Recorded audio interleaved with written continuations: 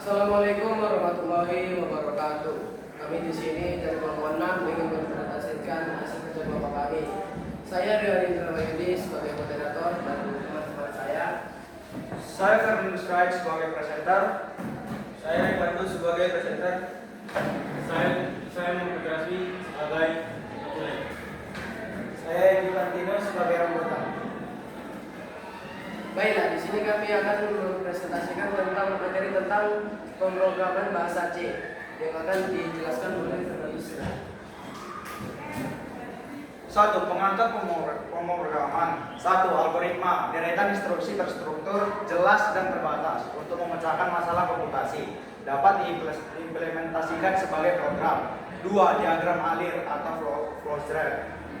Representasi visual alur kerja program menggunakan simbol standar yang memudahkan pemahaman logika program. 3. Pseudocode. Deskripsi algoritma dengan bahasa sederhana, jembatan antara algoritma konseptual dan kode program aktual.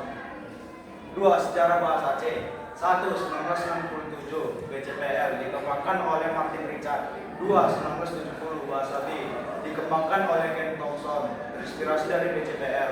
3. 1970-an bahasa C dikembangkan oleh Dennis Ritchie Tibel dengan platform awal PDP-11 dan Unix. 3. Instalasi ide code block.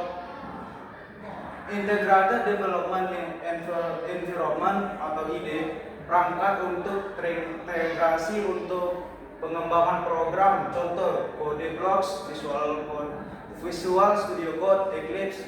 Langkah-langkah instalasi code block. 1. Double klik file installer. 2. Ikuti instruksi next. 3. Pastikan semua komponen tercentang. 4. Klik next untuk memulai instalasi. 5. Tunggu hingga selesai. Dan 6. Instalasi berhasil. 4. Struktur program bahasa C yang akan dijelaskan oleh Fadul. 4. Struktur program bahasa C.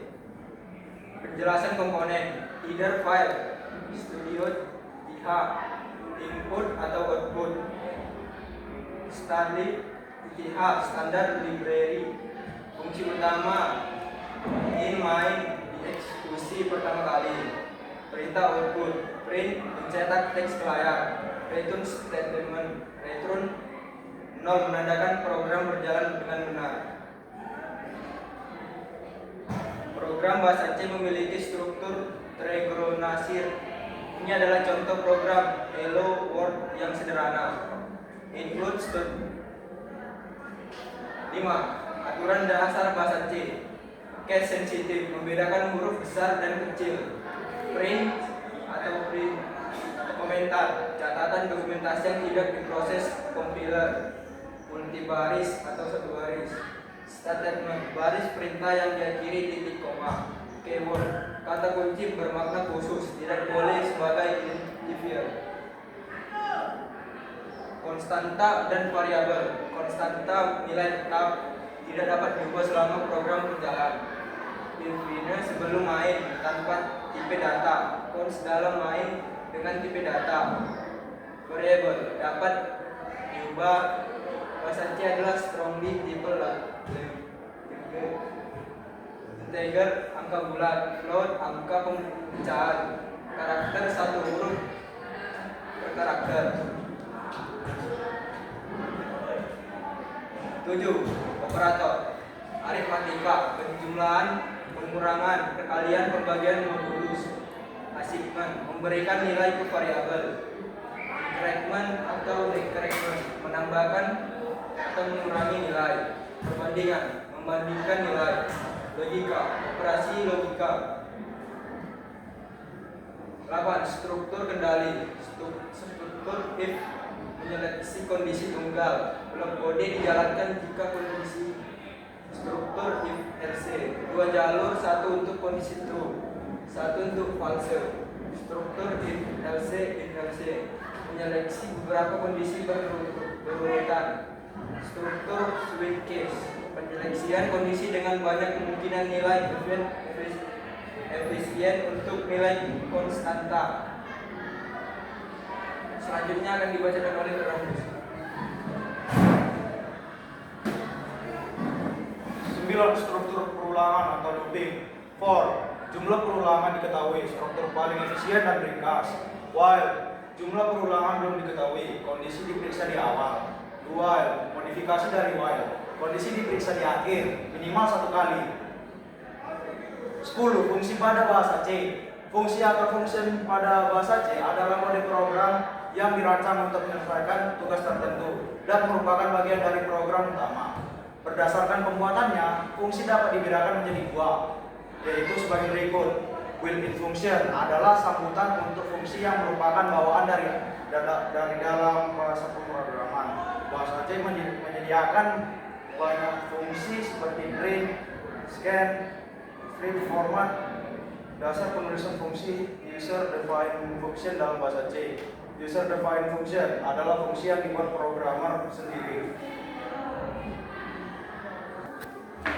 Baiklah, di sini kami akan membuka sesi tanya jawab. Kami akan menjawab pertanyaan dari Habibur Rahman yang akan dibacakan oleh Rambus Sirait.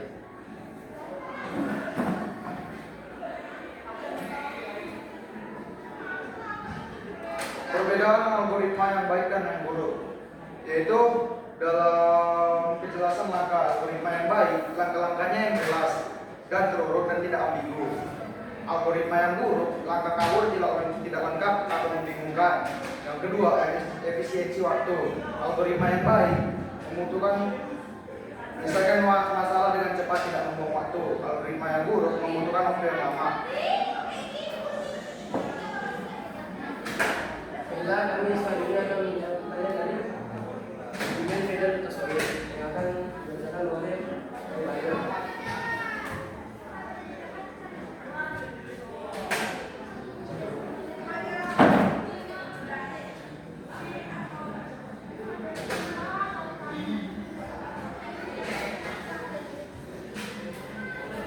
Dalam konteks informatika, istilah elemen generik biasanya merujuk pada 4 elemen generik sistem komputer atau 4 komponen utama penyusun sistem informasi. Berikut penjelasan keduanya. Silakan gunakan yang sesuai dengan 1. Hardware atau perangkat keras. Komponen fisik komputer seperti CPU, RAM, monitor, keyboard, printer, jaringan, dan perangkat penyimpanan. Tugasnya menjalankan instruksi dan menyediakan sarana pemrosesan data. 2. Software atau perangkat lunak. Program dan sistem operasi berjalan di atas hardware. Contoh, Windows, Linux, aplikasi pengolah data, browser, dan sistem basis data. Fungsinya memberi instruksi kepada hardware agar bekerja. 3. Brainware. Orang yang mengoperasikan, mengolah, dan mengembangkan sistem komputer, termasuk programmer, operator, teknisi, hingga pengguna akhir. 4. Data informasi, bahan mentah yang diproses oleh komputer dan hasilnya. Contoh, angka, teks, gambar, suara, database. Data menjadi inti dari proses komputasi.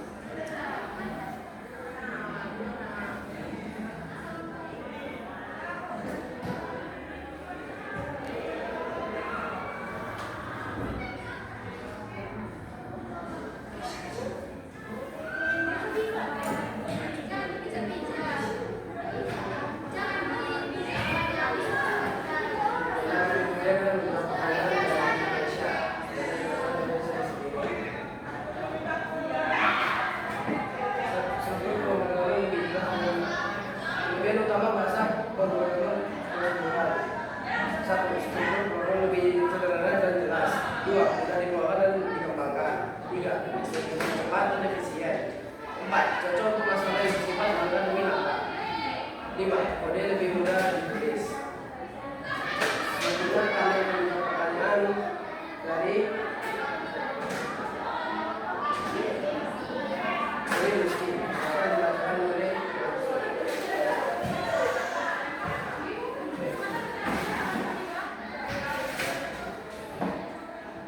Berikut jenis-jenis layanan cloud yang paling umum digunakan. 1. IaaS, infrastruktur as a service. 2. PaaS, platform as a service. 3. SaaS, software as a service. 4 PaaS atau serverless, function as a service. Dan selanjutnya akan dibacakan oleh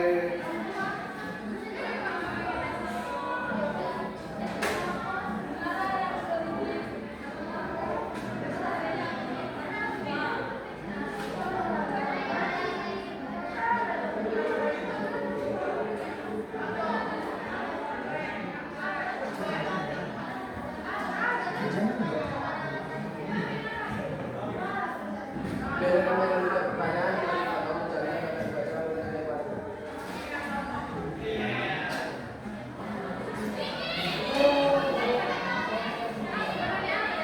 Hubungan berpikir komputasional dan algoritma.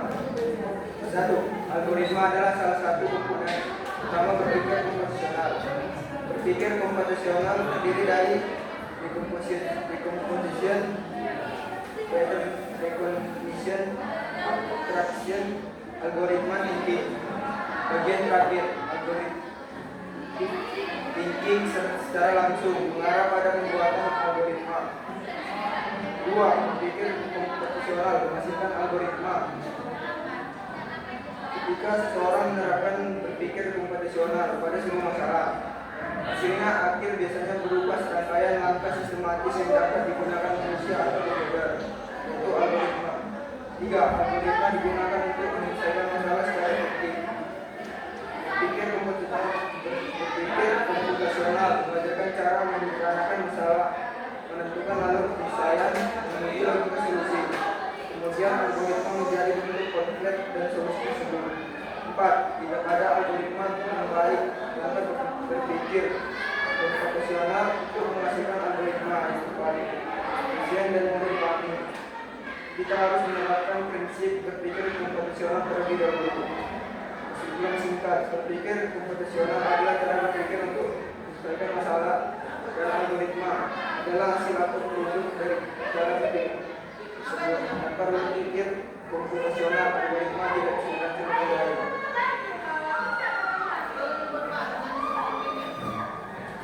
Bila kami akan menjawab pertanyaan dari